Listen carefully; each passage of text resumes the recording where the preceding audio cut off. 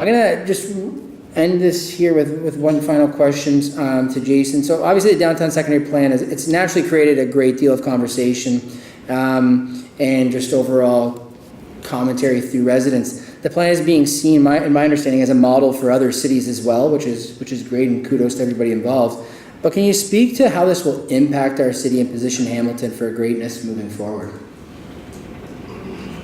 Well, we're on a running start, I would say, first of all. So, as I mentioned earlier, we're constantly being touted, even worldwide, but across the nation. I was just in Halifax at FCM, and when they read the name tag and they see Hamilton, they have only good things to say. And last time I was in Halifax, I got up early one morning, just the one morning, and they were listening to a morning radio program, and they were making a joke, a losing contestant on the morning radio program. This would have been about 15 years ago. Grand prize, a weekend away to beautiful Hamilton, and everyone laughs, and I was completely insulted, wishing I had slept in that morning like every other.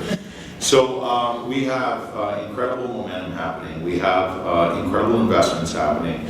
We have definitely a community downtown, but I think across the city, that is remembering the not so good days and appreciating and seeing a lot more value and appreciating what's happening right now and helping spread the word, number one, but also encouraging us local elected officials to keep our foot on the pedal, keep making, as you mentioned, Derek, rightly, the investments, and keep promoting. Whether it's through tourism, whether it's a Hamilton sign out front our city hall that's gone over gangbusters, but at the same time keep remembering what we're about as a city, who we have always been as a city. We're tough, we're gritty, we work hard, we play hard, and we demand respect, and so we should look after ourselves and look after our home. And I think this downtown secondary plan absolutely does that as well.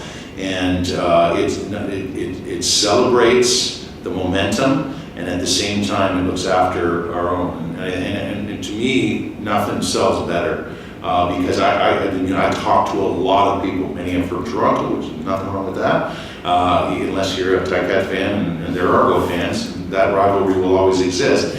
But those things that I just mentioned are the things that are most attractive. There's nothing wrong with a little bit of grit, with a little bit of history, and of being, a lunch bucket town or a steel town. I'm finding, and if you think about all the things we talked about tonight, there's a little bit of that in everything about people wanting to pay a little bit more to be part of a funky building that you can't get off some new box that gets built somewhere. About the incentives that we provide for brownfield redevelopment and creating something of a spot in our past that might have been something else, but was important to people who live here, and do something with it and make it rebirth, give it rebirth and make it something else again. The other thing you've hit on that I think's taking a little bit more time, and it's a bit more difficult for some of the hard and fast Hamiltonians to grasp and get a hold of, but more and more every day, and it's something I continue to fight for. It's that complete street mentality, the multimodal approach.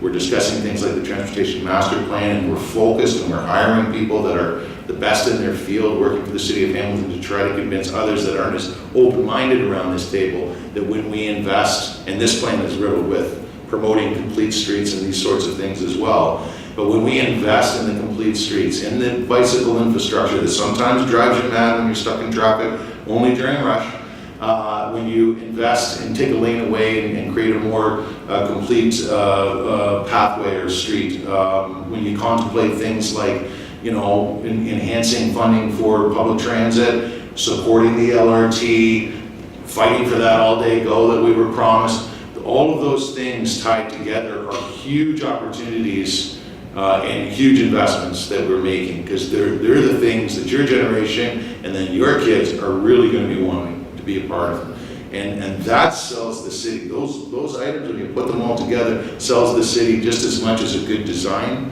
policy that's built into a secondary plan, or a good heritage preservation policy that's put into a plan. But really, Folks now don't want to live, most, but not all, but most don't want to live with the white picket fence in the newly built suburbia anymore. They want to be part of urban living.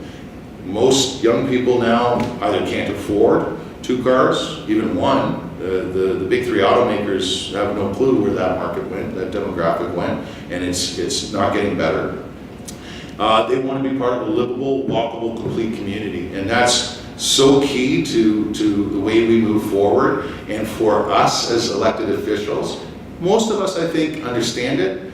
Not all completely appreciate it, but we're heading in the right direction. This is my 2nd term of council, and it's a much more, it used to be just McCaddy and I over there fighting for this crap, and now people are getting it. Even though Whitehead and I get into it sometimes and it becomes public and we end up in the newspaper, we never take the game off the field, but even Terry understands and appreciates it, especially when I take my boy up to Shadok in Ward 8 and I gotta go over all the speed humps that he never liked only 2 years ago. So people do see that as very significant, and it's something we're investing in, and it's something we're embedding in policy, and I hope tomorrow, after our debate at GIC, we'll be moving the yardsticks even further with our transportation master plan. Awesome, great. And I think I can second those comments.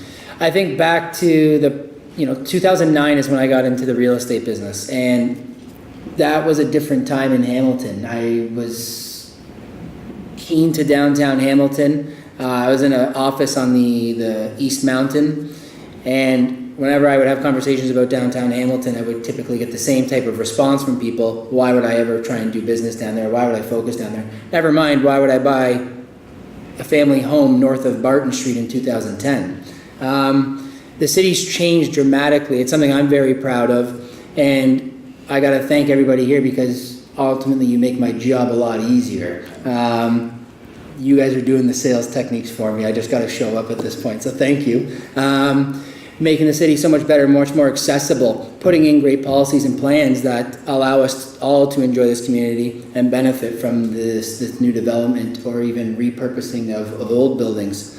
2009 was also a different time in my perspective, where I found a lot of Hamilton residents were not having many positive conversations about the city. And to think just, less than 10 years later, how many shirts are there that have Hamilton on the front? I think there's probably 4 or 5 different ones. I had one on earlier today before I got suited up. It's my favorite shirt. So it's great to see a newfound pride in our city, and it's oftentimes and associated with the plans and all the work that's happening behind the scenes that tend not to get great public praise. You guys have tough jobs, and typically we only talk about the bad decisions or the tough decisions, where you guys are doing a lot of great work. So thank you very much.